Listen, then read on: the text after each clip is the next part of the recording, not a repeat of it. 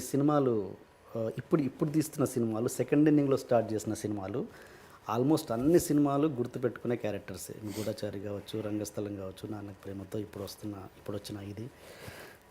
But మీరు హీరోగా చేసినప్పుడు సినిమాలు పెద్ద నిజంగా జగపతి బాబు గారు అంటే టక్కున గుర్తొచ్చే సినిమాలు, క్యారెక్టరైజేషన్ పరంగా మాట్లాడుతున్నాను, సినిమాలు కాదు. శుభలగ్నం గుర్తొస్తుంది, మాచిరు, ఇవన్నీ సినిమాలు గుర్తొస్తాయి. బట్ జగపతి బాబు గారు అనే క్యారెక్టర్ టక్కున గుర్తొచ్చే సినిమాలు లేవని నా అభిప్రాయం. If I'm wrong correct me please. And అని నా ఫీలింగ్. అంటే అప్పుడు అంత కంఫర్ట్గా ఉన్నప్పుడు మీరు ఎప్పుడు నాకు తెలిసి రిస్క్ చేసిన సందర్భం ఎక్సెప్ట్ గాయం అది గుర్తుండిపోద్ది ఆ క్యారెక్టర్ హీరోగా. ఏమడుగుతున్నాను అది అప్పుడు మీరు కంఫర్ట్ లెవెల్లో ఉన్నప్పుడు ఎప్పుడు రిస్క్ చేయలేదు మీరు. బట్ ఇప్పుడు మీరు అంటే చాలా కసి పెరిగిపోయింది. ఇప్పుడు ఒక నటుడిగా మీకు ఇప్పుడు కసి పెరిగిపోయిందని అర్థమవుతుంది. అంటే ఏంటి, అంటే అవసరం అలా చేపిస్తుందా మీతో, లేకపోతే కంఫర్ట్గా ఉన్నప్పుడు ఎప్పుడు రిస్క్ చేయలేదు అనిపించింది నాకు. లేదండి, you not right. Okay, I'm the only person who took risks. Example చెప్పండి. Anantapuram, why dude I do Anantapuram?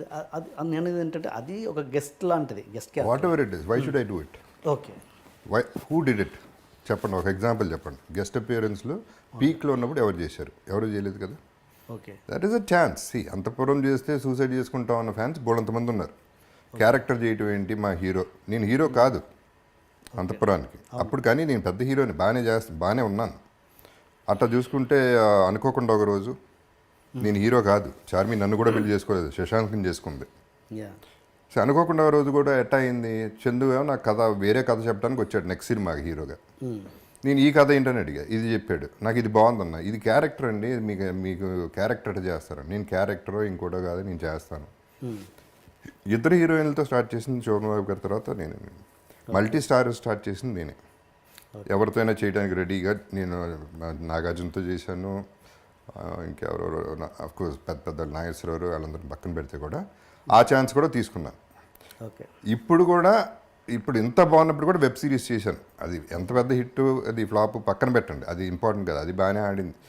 But again I wanted to take a chance. I always like to bend the rules and break them కూడా వీలైతే I want to break the rules. Okay, so I always took a chance. Life is a gamble and that's why I'm a gambler. Life the takes దాని పద్ధతిలో అది తీసుకెళ్తూ ఉంటుంది, మన పద్ధతిలో మనం వెళ్ళిపోతూ ఉంటాం అంతే. అది తీసుకెళ్లే పద్ధతిలో వెళ్ళిపోతూ ఉంటాం. మంచివాడు ఎప్పుడు బౌన్స్ బ్యాక్ అవుతాడన్నది మీరు నమ్ముతారా? కర్మ సిద్ధాంతాన్ని ఇలాంటివి నమ్ముతారా? ఐ డోంట్ నో అండి, నా కర్మ అనేది నేను పెద్దగా నమ్మను. మంచిగా ఉండాలి, ఉంటే ఫస్ట్ మనకు మనశ్శాంతిగా ఉంటున్నాను మంచిగా ఉంటే. పాయింట్ నెంబర్ 1 ఏంటంటే me myself, I'm very selfish like everybody else. Selfish అంటే ఎట్లా? ఎవరు సెల్ఫిష్ కాదండి. మీరు ఒక్క సెంటెన్స్ చెప్పండి, లేకుండా ఒక్క సెంటెన్స్ చెప్పండి. సెల్ఫిష్ మీన్స్ ఒకటికి అన్యాయం చేయకుండా బతికితే చాలు. అదే సెల్ఫిష్నెస్. ఎందుకు? నా పీస్ ఆఫ్ మైండ్ కోసం. ఎందుకు చేస్తున్నారు అది? నా పీస్ ఆఫ్ మైండ్ కోసం. అలాంటి ప్రతి దాంట్లో సెల్ఫిష్నెస్ ఉంది. ఎగ్జాక్ట్లీ. ఇప్పుడు అందుకనేనండి, అతను జనరాసిటీ 100 కోట్లు ఇచ్చాడు అతనికి అంటే అతను నా ప్రకారం గొప్పడు కాదు, ఈజ్ ఆల్సో సెల్ఫిష్.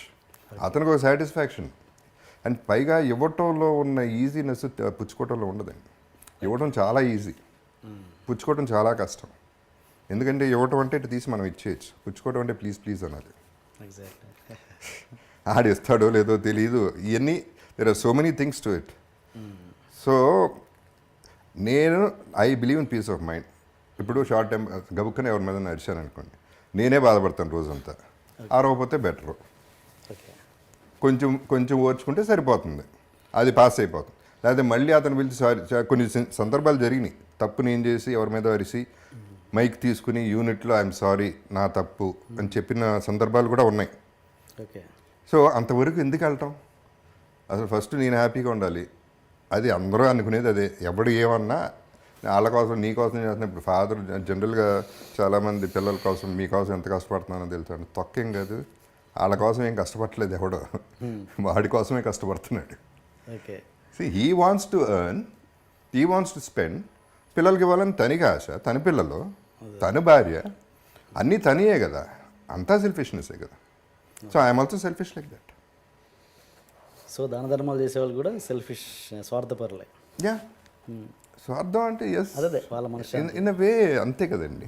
ఇప్పుడు ఏం చేసినా ఎందుకు చేస్తున్నారు, ఎవరి కోసం నేను ఏ క్వశ్చన్ అడిగినా మీరు నా కోసం. ఇప్పుడు నేను ₹1,00,00,000 ఇచ్చానండి. ఎందుకు ఇచ్చారంటే పాపం నేను ఫీల్ అయ్యాను, వాళ్ళు బాధపడుతుండే, నేను కదా ఫీల్ అయింది. సో ఏం చెప్పినా ఒక మీ మై సెల్ఫ్ ఉంటుంది దాంట్లో. ఎగ్జాక్ట్ కొత్త పాయింట్ చెప్పారు. ఓకే సార్, ఇంతకుముందు ఒకటి ఏదో మైక్లో సారీ చెప్పానన్నారు, అదేమన్నా షేర్ చేసుకోగలరా? నాట్ రియల్లీ అండి. అంటే ఒక శ్రీనివాస్ రెడ్డి అనే కెమెరామెన్ ఉండేవారు, ఆయనకి అనవసరంగా lost my temper, I screamed at him in Dubai. Okay. ఆ తర్వాత ఐ రియలైజ్డ్ 1-2 days నేను విపరీతంగా బాధపడ్డాను. థర్డ్ డే మైక్ తీసుకుని చెప్పాను. అండ్ నాకు తప్పు చేస్తే మైక్ తీసుకుని చెప్పడం అలవాటు. ఓకే. అలవాటు అంటే ఇది తప్పులు ఎక్కువ చేయను, ఎందుకంటే నా కోసమే చేయను. I don't want to make mistakes. అంటే అనవసరమైన తప్పులు అందరూ ఒకటే ఫైనలీ. మీ వీక్నెస్లు మీకుంటే, నా వీక్నెస్లు నాకుంటాయి. That is no point in being negative. Negativity is a dark thing. ఇదేమో వేరేస్ ఆప్టిమిస్టిక్ ఉంటే ఇట్స్ లైట్ అని చూస్తున్నాం. So let us be happy, that's all. మర్చిపోయాను, ఇంతకుముందు అడగడం మర్చిపోయాను.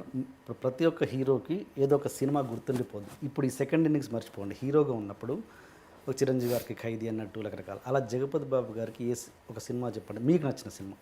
గాయం అవుతుందండి. గాయం, ఎస్. ఎందుకు గాయం అవుతుంది? My all time favourite is Antahpuram. Okay. But గాయం అనేది సాలిడ్గా లైమ్ లైట్లో, పెద్దరికం సూపర్ హిట్ అయినా, నాకు చాలా మంచి పేరు వచ్చిన, పెద్దరికంలో సీన్ చూసి నన్ను గాయంలో పెట్టుకున్నా, ఇంత జరిగిన పెద్దరికం నా ఫస్ట్ హిట్ లెక్క ప్రకారం. Okay. And it's an excellent film of course.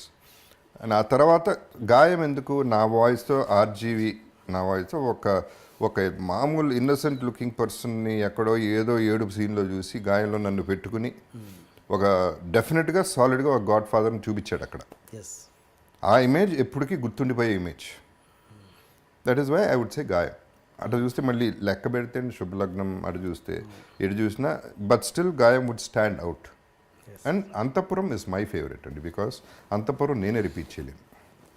ఆ పర్ఫార్మెన్స్ చాలా కష్టం చేయటం. ఓకే. ఇట్ హ్యాపెన్, అది జరిగింది అంతే. ఓకే. అంతఃపురం అంటే గుర్తొచ్చింది నాకు, కృష్ణవంశీ గారిని అడిగాను ఇంటర్వ్యూలో, ఒక నటుడు తాగి ఒక సీన్ యాక్ట్ చేయడం అన్నది ఎంతవరకు కరెక్ట్ అంటే, ఆయన తప్పే ఉంది దాంట్లో, నేను అంతఃపురంలో చేశాను ఆయనతోటి అన్నారు. దాంతో మీరు ఎంతవరకు ఏకీభవిస్తారు? చేసేసాం అంటే ప్రతి సీన్లో ప్రతిరోజు చేసిన పని కాదండి. అదే ఆ షాట్లో ప్రతి షాట్కి టెక్లా ఇచ్చేవాను నేను. ఇప్పుడు తాగి అంటే I won't say it's 100% right. Okay. ఇప్పుడు అడవిలో అభిమన్యుడు ఉందండి ఫర్ ఎగ్జాంపుల్, సెకండ్ ఫిల్మ్. అది కొండల్లో చేయాలి, వాటర్లో చేయాలి, అండర్ వాటర్ చేయాలి, కొండలు ఎక్కాలి, జలగలు, ఒళ్ళంతా జలగలు. సో నాన్నగారే హాఫ్ బాటిల్ పంపించేవారు రోజు పొద్దున్నే, తాగేసి రారా షూటింగ్కి అని. ఓకే. బికాస్ కొన్ని సినిమాలు కొన్ని సిచ్యువేషన్స్లో అవి వర్క్ అవుతాయి. ఓకే. ఎందుకంటే ఇప్పుడు ఆ హైట్ 300-400 degrees నుంచి కింద పడి కాలు జారిందంటే కింద పడతాం, కొంచెం ధైర్యం కావాల్సి వస్తుంది. అప్పుడు అంటే అది చాలామంది లేకుండా కూడా చేస్తారు, బట్ అది 100% తప్పని నన్ను, నేనేం ఇంకేం చేశాను, రేపులు చేశాను, మర్డర్లు చేశాను, తాగాను అంతే. అంటే ఒక ప్రొఫెషన్ అంతఃపురంలో ఆల్ దాట్ ఇప్పుడు ఇన్హిబిషన్స్ అన్నీ పోయి ఆ వైల్డ్ ఫైర్లో ఉండేవాడిని ఎప్పుడు. ఓకే. ఏదో చేసేయాలి, ఇంకా వైల్డ్గా ఉండాలి, ఇట్ వర్క్డ్ అంతే. ఓకే. నేను సమర్థించుకోవడం అనుకోండి, మరి అది సమర్థించడం అంటారో ఏమంటారో నాకు తెలియదు. 100% రైట్ అని మాత్రం నేను అది మాత్రం అన్నాను, తప్పని నేను అనుకోవట్లేదు. ఓకే. ఓకే. నేను తాగి కొడితే పోనీ అని చెప్పండి, తాగి అమ్మాయిని ముట్టుకుంటే అనండి, నా యాక్టింగ్ నేను చేసుకుని నా పద్ధతిలో నేను పోయాను. ఓకే. అంటే నేను ఏంటంటే ఒక నటుడు అనేవాడి వృత్తి ఏంటి, ఒరిజినల్గా బయటికి తీసుకురావడం అన్నది నిజమైన నటుడు లక్షణం కదా, అది తాగి చేస్తే ఎట్లా అన్నది నా డౌట్ అంతే.